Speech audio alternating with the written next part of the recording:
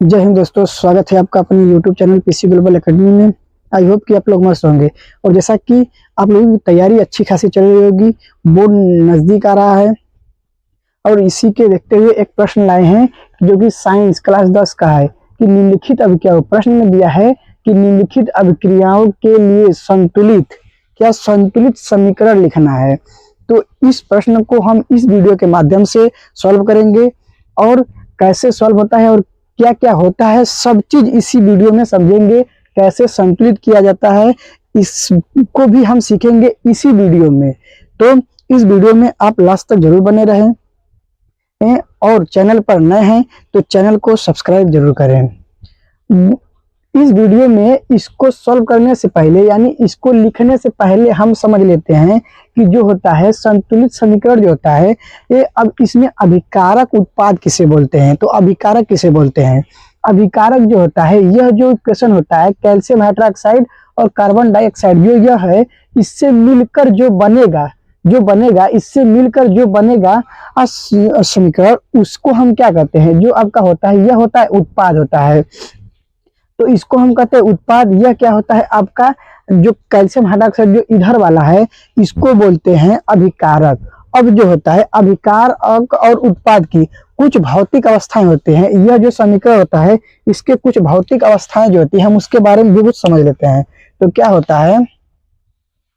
जो होती हैं भौतिक अवस्थाएं,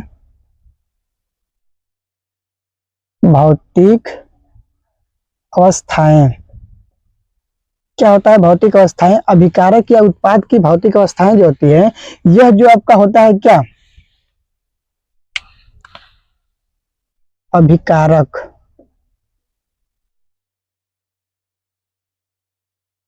एवं उत्पाद, इसकी कुछ भौतिक अवस्थाएं होती हैं जो कि सबको पता है कि कितनी भौतिक अवस्थाएं होती हैं। 3 होती है, ठोस, द्रव, गैस। तो हम इसको भी जानेंगे। ठोस, द्रव, गैस। ठोस, द्रव, गैस इसको किससे रिप्रेजेंट करते हैं? ये किससे दर्शाते हैं? सॉलिड यानी S से, द्रव यानी लिक्विड यानी L से, और गैस जो होता है इसको दर्शाते हैं S से। इसके अलावा भी हम है जो कि एक लिखते हैं, उसको बोलते हैं क्या? जली। इसको बोलते हैं एक्यू से। जली तो जली, लेकिन कुछ नहीं हो, पावर ना घटी। यह क्या होता है? जली। अब यह जली क्या होता है? तो जली वह आपका होता है कि जो यह अभिकारक या उत्पाद जो होता है इसमें जो होता है क्या? जल के रूप में घुला होता है। जो होता है, जो आपका यहाँ पर लिख दे रहे हैं कि अभिकारक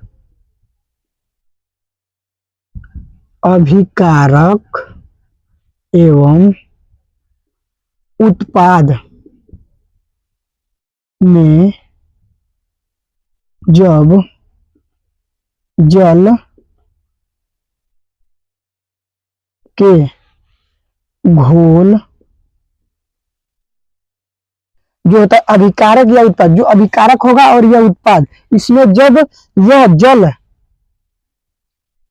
के घोल, जब जल में क्या होता है? जल में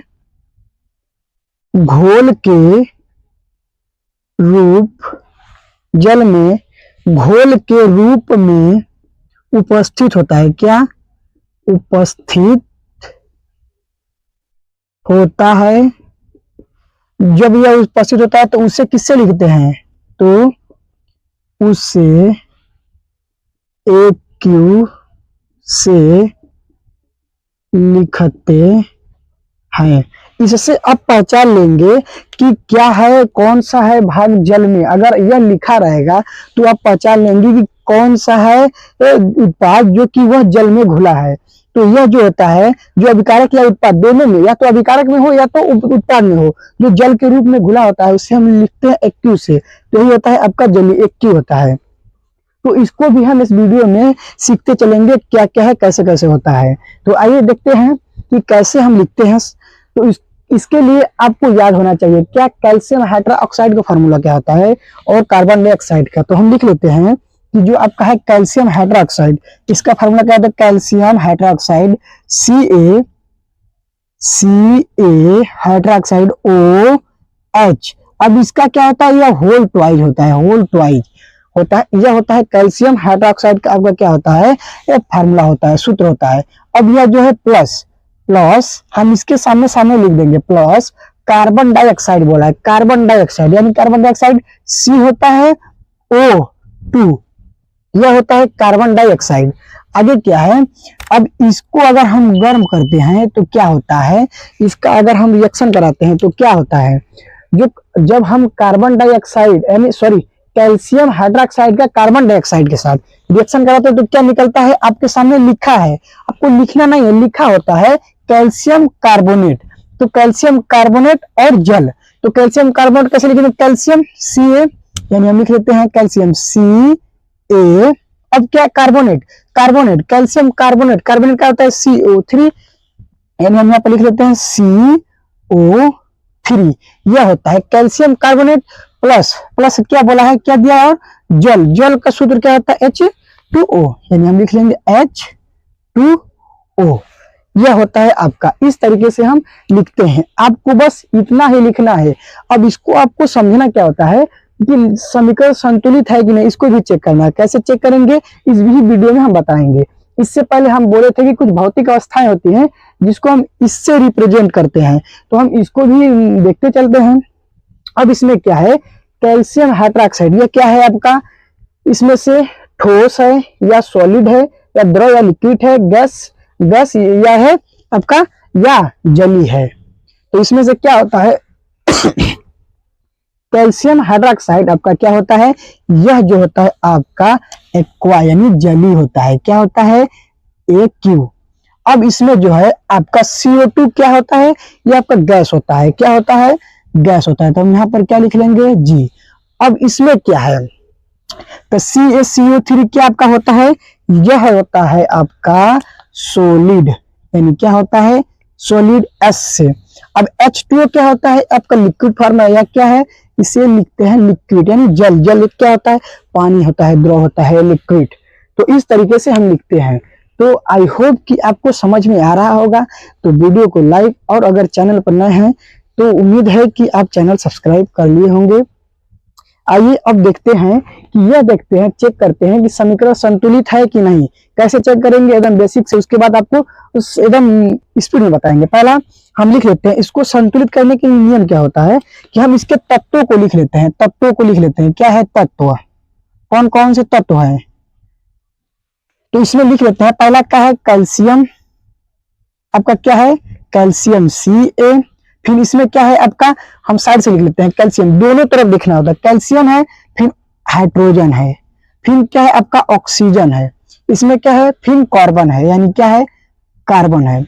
इस तरीके से लिख लिया, क्या क्या कैल्शियम था, कैल्शियम कैल्शियम हाइड्रोजन ऑक्सीजन और कार्बन, लगभग में सभी तत्वों को हम लिख लिए हैं। बड़ा बड़ा लिख लेते हैं थोड़ा, यानी यहाँ पर ऑक्सीजन और यह कार्बन, इस तरीके से हम लिख लिए तत्वों को।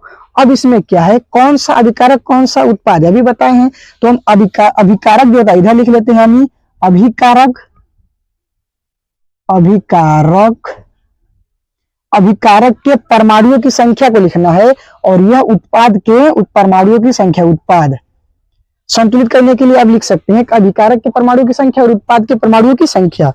अब जो है कैल्शियम अभिकारक और कितना है, जो कैल्शियम है अभिकारक और कितना है इसकी संख्या, तो कैल्शियम की अभिकारक और संख्या है 1, इसमें कौन दिखा नहीं, बस 1, यानी हम लिख लेंगे 1।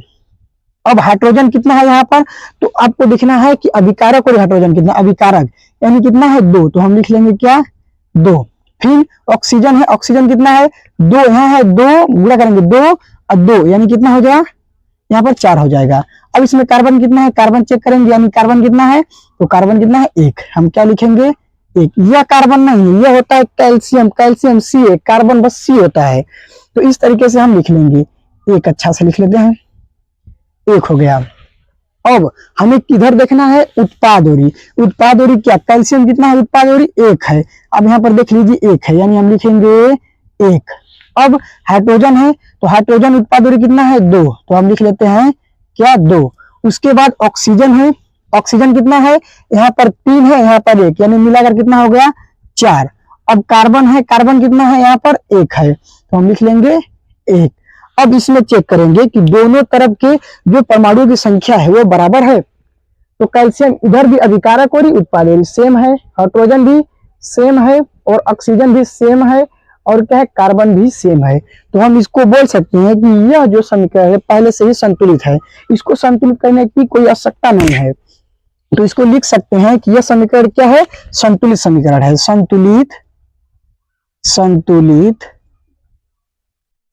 क्या है, समीकरण। यह क्या था, समीकरण संतुलित है। दूसरा क्या है, दूसरा बोला है कि बेरियम क्लोराइड को पोटेशियम सल्फेट से अगर हम रिएक्शन कराते हैं तो इतना बनता है, यानी बेरियम सल्फेट बनता है, पोटेशियम क्लोराइड बनता है। इसको हम लिख लेते हैं बेरियम, यानी बी होता है बी ए से, B A barium chloride, Cl2 barium chloride plus potassium का सूत्र क्या आता है, पोटेशियम सल्फेट का K2SO4, यह होता है पोटेशियम सल्फेट का। आगे क्या दिया है, बेरियम सल्फेट। तो हमको बनाना है बेरियम सल्फेट, बेरियम Ba, तो हम लिखेंगे Ba। अब सल्फेट H2SO4, सॉरी SO4 होता है क्या, हम ब्लैक से लिखते हैं, क्या है BaSO4, ओ बड़ा लिख लेते हैं SO4, यह हो गया आपका SO4। Barium sulphate plus potassium chloride, potassium KCl, potassium chloride, यह हो गया। अब इसमें हमें देखना है कि यह इक्वेशन बैलेंसिंग है कि ना, बैलेंसिंग को चेक करना है, यानी हमको समीकरण को संतुलित करना है। तो हम तत्व लिख लेते हैं, तत्व कौन कौन से तत्व हैं, इधर है बेरियम Ba, फिर कैल्शियम Ca, फिर K है यानी पोटेशियम, फिर आपका S है, फिर O है। इतने आपके तत्व हैं। अब हम इसको क्या है लिखे हैं, सेम अभिकारक, यह अभिकारक वाला भाग, यह उत्पाद वाला। हाँ जात है, अभिकारक का भाग यह है और उत्पाद वाला भाग यह है। अब हम इसको क्या करते हैं कि लिख लेते हैं कितने परमाणुओं की संख्या, यहाँ पर लिखा है, आप लिख सकते हैं, जगह कम है इसीलिए हम नहीं लिखते हैं। तो यह है आपका क्या, पोटेशियम जो है, जो बेरियम है कितना है इधर, उत्पाद हो रही, यानी सॉरी क्या है, अभिकारक हो रही, कितना है संख्या, तो इधर लिख लेते हैं 1 है, क्या है यहाँ, इधर भी 1 है,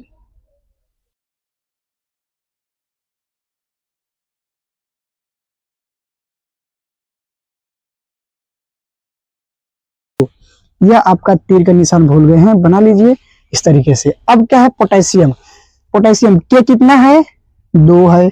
अब सल्फर कितना है, 1 है, सल्फर कहाँ है, यहाँ पर यानी 1 है। आपका ऑक्सीजन कितना है, यानी 4 है। इस तरीके से आपका हो गया अभिकारक और परमाणुओं की संख्या। अब उत्पाद और लिखते हैं, उत्पाद और का है बेरियम यानी कितना है, 1। फिर उसके बाद अब इसके और क्या है, पोटेशियम कितना है, 1। फिर सल्फर कितना है आपका, 1। फिर क्या है, ऑक्सीजन आपका 4। इसमें आप देख सकते हैं कि जो आपका इधर है क्या है, क्लोराइड जो है, और फिर इसमें जो है आपका पोटेशियम जो है, इसमें 2 है, लेकिन उत्पाद और क्या है, 1 है। तो हमें बनाने के लिए 2, हम इधर 2 से मल्टीप्लाई कर देंगे, इसमें भी और इसमें भी, तो 2K और 2Cl तो हो जाएगा। तो यहाँ पर अगर हम 2 से मल्टीप्लाई कर देंगे तो हो जाएगा आपका यह समीकरण संतुलित। क्या है, आप चेक कर सकते हैं, 2 इधर है, 2 इधर, 2 इधर भी है, और 1 है, यह भी 1 है, 4 है। इस तरीके से आप चेक कर सकते हैं। अगला नंबर पर क्या दिया है कि जिंक। अब इसमें हमको लिखना है क्या कि इसकी अवस्था है क्या क्या है। तो आपका बेरियम क्लोराइड जो है, इसको लिख सकते हैं आप, यह क्या है आपका इक्वा। अब पोटेशियम सल्फेट क्या है, यह आपका जो होता है क्या, इक्वा। ठीक, अब इसमें क्या है, बेरियम जो आपका होता है यह होता है आपका सॉलिड, और क्या पोटेशियम जो होता है आपका क्वा, यह होता है जली। तो इस तरीके से आप लिख सकते हैं। अगले में बोला है कि जिंक, यानी जिंक का हम सल्फ्यूरिक के साथ zinc Zn plus sulphuric H2SO4 का हम अगर रिएक्शन कराते हैं तो जिंक सल्फेट यानी Zn सल्फेट SO4 प्लस, इधर हम इंग्लिश लिख लेते हैं,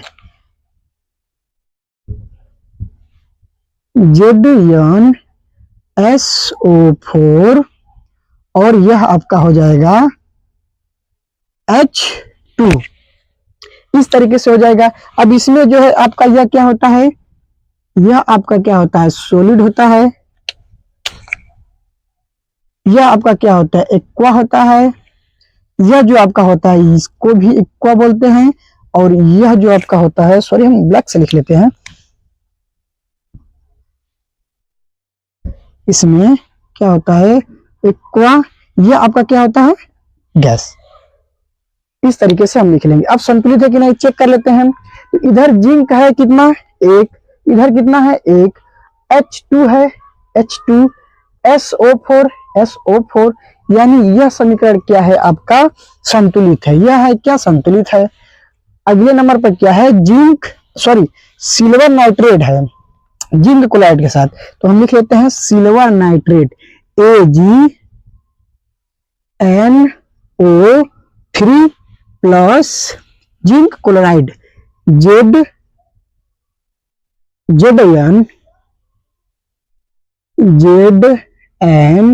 ZnCl2, इसका रिएक्शन होता है तो क्या होता है सिल्वर क्लोराइड यानी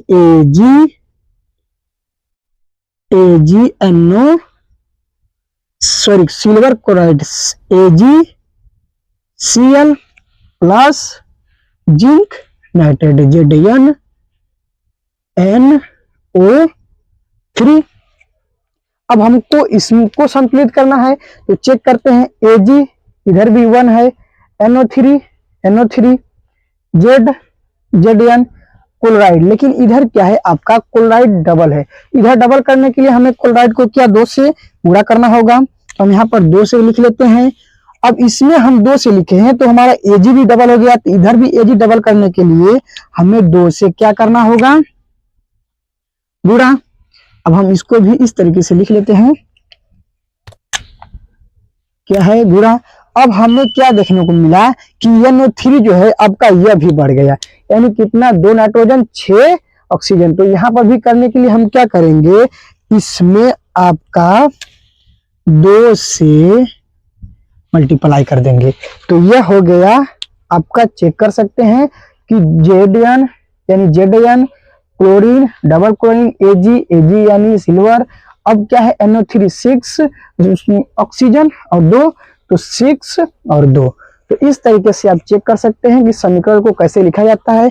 आपको बस एग्जाम में क्या लिखना है, बस आपको यह इक्वेशन लिखना है, इतना पूरा नहीं, बस आपको इक्वेशन लिखना है, बस आपको इक्वेशन लिखना है, इसी से आपको नंबर मिल जाएगा। अब इसमें हम लिख देंगे अगर सॉलिड गैस, इसमें क्या होता है आपका इक्वा होता है, और यह क्या होता है जिंक क्लोराइड, यह भी हम इसको यहाँ तक लिख लेते हैं इक्वा।